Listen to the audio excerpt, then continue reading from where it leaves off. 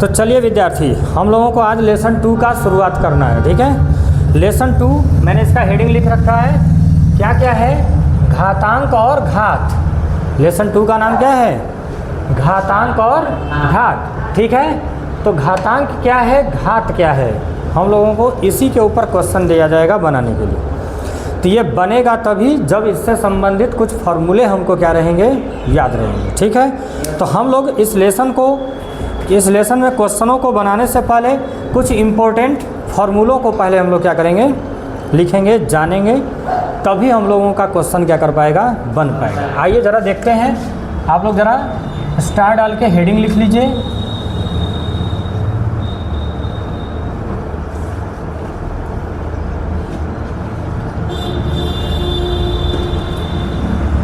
सम important formulas. ठीक है, ये संबंधित है घातांक और घात से।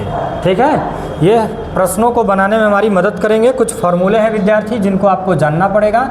एक फार्मूला है, यदि x के पावर m रहेगा गुणे x के पावर n रहेगा, तो विद्यार्थी इसका फार्मूला होता है x के पावर दोनों घात को हम जोड़ देंगे, अर्थात x के पावर m प्लस का n होगा।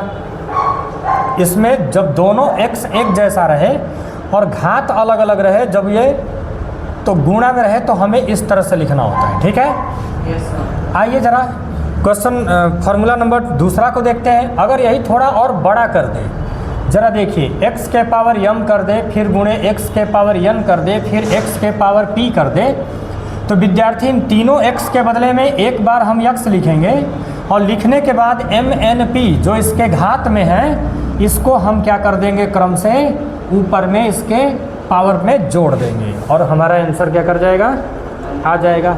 ठीक है, तो हमारा फार्मूला बना x के power m plus n plus p। ठीक है, इसी तरह से हमारे पास तीसरा प्रश्न भी है विद्यार्थी, अगर x के पावर m भागे में दे दे x के पावर n, तो हम क्या करेंगे विद्यार्थी, इन दोनों x के बदले में एक बार x लिखेंगे और पहले वाले घात में से दूसरे घात को हम यहाँ पे घटा कर लिखेंगे। क्या कर देंगे, घटा कर लिख देंगे। ये फार्मूला ऐसे भी देता है। ठीक है, तो इस फार्मूले को आप कंफर्म रहिएगा, x के पावर m के बटे में x के पावर n।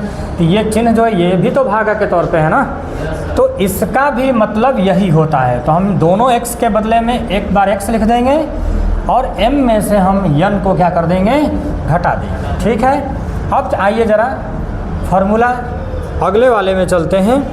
अगर कह दे x के पावर m गुणे y के पावर m, तो विद्यार्थी हम क्या करेंगे, घात बराबर रहे लेकिन दिया गया जो मान है वो अगर अलग अलग रहे, तो इस कंडीशन में x और y का गुणा करके और इसके सिर पर एक बार उसका घात लगाकर लिख देना है, हो गया हमारा आंसर। ठीक है, फिर ज़रा देखिए अगला फार्मूला है विद्यार्थी, अगर ऐसे फार्मूला क्वेश्चन दे दे x के पावर m के पावर n, तो विद्यार्थी हम क्या करेंगे, x को लिख के और m और n का गुणा कर देंगे, m गुणे n उसके घात में ही।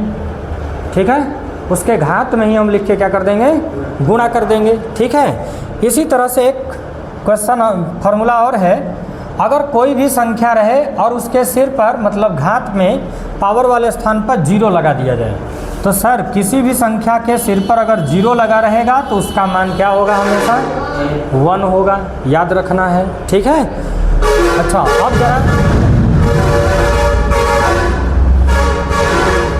एक फार्मूला और देखते हैं हम लोग। अगर x के पावर -m दे दे, तो इसको क्या करेंगे विद्यार्थी, माइनस हटाने के लिए भाग का चिन्ह लगाएंगे और फिर ऊपर में 1 और x के सिर पे पावर में हम क्या लगा देंगे, m, और ये हो गया आपका फार्मूला। ठीक है, अच्छा फिर आगे बढ़ते हैं विद्यार्थी। अगर इसी तरह से फार्मूला दे दे, अगर आपको कह दे x बटे y के पावर में -m, क्या दे, तो इसको सॉल्व करते समय हम लोगों को y को ऊपर लिखना होता है और x को नीचे, और इतना करने के बाद माइनस यहाँ से हट जाता है और इसका घात इसके सिर पर लग जाता है। जो घात दिया है उसको उसके ऊपर क्या कर देंगे, हम लोग लगा देंगे। तो m घात था, हमने उसके ऊपर भी क्या लगा दिया, m। अब जरा आइए अगले फॉर्मूले के लिए चलते हैं। तो विद्यार्थी अगर अगले फॉर्मूले को अगर हम लोग देखें, वैसे आपके लिए इतना ही ज़रूरी है, ठीक है। 8 फार्मूले आपके लिए बहुत ज़रूरी हैं और ये 8 फार्मूले के ऊपर ही आपका पूरा का पूरा क्वेश्चन क्या करेगा, बनेगा, ठीक है। सभी लोग लिख लिए हैं। अब इस फार्मूले को थोड़ा एक बार रिपीट कर लेते हैं, एक बार फिर से देख लेते हैं। जब हम देख लेंगे तो ये फार्मूला और भी ज़्यादा आसान हो जाएगा। वैसे फार्मूलों का जब क्वेश्चन में यूज करते हैं हम लोग कि कैसे कैसे कहाँ कहाँ पे फार्मूला लगाया जाएगा और उसके ऊपर कैसे प्रश्न बनेगा, तो ही जा कर के ये पूरे फार्मूले समझ में आते हैं, ठीक है। और अच्छे से समझ में आते हैं कि हम कैसे कहाँ पे कैसे फार्मूला यूज करेंगे, ठीक है। ऐसे आपको याद रखना ज़रूरी है, इसलिए इतना फार्मूला आपको बहुत ज़रूरी है। इस एक्सरसाइज के लिए, इस लेसन के लिए इतना फार्मूला बहुत ज़रूरी है, ठीक है। तो आइए ज़रा देखते हैं हम लोग लिखे हैं सम इम्पोर्टेंट फार्मूलाज, ठीक है। कुछ महत्वपूर्ण सूत्र लिखे हैं हम लोग। पहला फार्मूला क्या लिखा है हमने, x के पावर m गुणे x के पावर n रहेगा, मतलब ये दोनों एक जैसी संख्या रहेगी और इसका घात अलग अलग रहेगा। तो विद्यार्थी इन दोनों x के बदले में, अर्थात इन दोनों संख्याओं के बदले एक बार उसको लिखेंगे और लिखने के बाद इसके सिर पर घातों को हम घटा देंगे, पहले में से दूसरे वाले को, अर्थात m में से n को घटाएंगे नहीं, जोड़ देंगे। क्या कर देंगे, जोड़ देंगे। जब भी गुणा रहेगा तो घात हमेशा क्या रहेगा, जुड़ेगा। जब ये दोनों संख्याएं x का मान जब बराबर रहेंगी तब। अब जरा दूसरे में देखिए, यही फॉर्मूला है यहाँ पे, लेकिन अगर इसमें कोई संख्या इसी रूप में अगर बढ़ती रहे, x के पावर m गुणे x के पावर n गुणे x के पावर p और भी बढ़ते रहे, तो सभी x के बदले में विद्यार्थी हम यहाँ पर एक बार x लिखेंगे और जितने घात हैं ना, उन सभी घातों को हम क्रम से क्या कर देंगे, वहाँ पे जोड़ देंगे। जोड़ा जाता है, ठीक है। तो देख लीजिए प्लस है ना यहाँ पे, ठीक है, जोड़ देंगे, जो आंसर आएगा वो हमारा आंसर होगा। जरा देखिए तीसरा फॉर्मूला, ठीक है। अगर कह दे x के पावर m और x के पावर n और दोनों के बीच में भाग का चिन्ह है, क्या किसका चिन्ह है, भाग का। तो विद्यार्थी जब दोनों x एक जैसा रहे तो उसके बदले में एक बार लिखेंगे x और घातों को आपस में घटा कर लिख देते हैं। m में से n को घटा देंगे, देखिए m में से n को क्या किया गया है, घटाया गया, और ये हो गया आपका फॉर्मूला। इसी फॉर्मूले को आप इस रूप में भी देखेंगे, x के पावर m के बटे में x के पावर n, तो बीच का जो भाग का जो चिन्ह है ये भी तो भागी है, तो इसको भी देखिए इसी रूप में लिखा गया है। दोनों x के बदले एक बार x और m में से हम n को क्या कर देंगे, घटा देंगे, ठीक है, हो जाएगा हमारा आंसर। अब जरा यहाँ पर आइए, जरा देखिए, अगर हम देखें तो यहाँ पर दिया गया x के पावर m और y के पावर m। अब यहाँ पे घात दोनों का बराबर है और यहाँ पर ये दोनों संख्याएं अलग अलग हैं, एक x है और एक y है।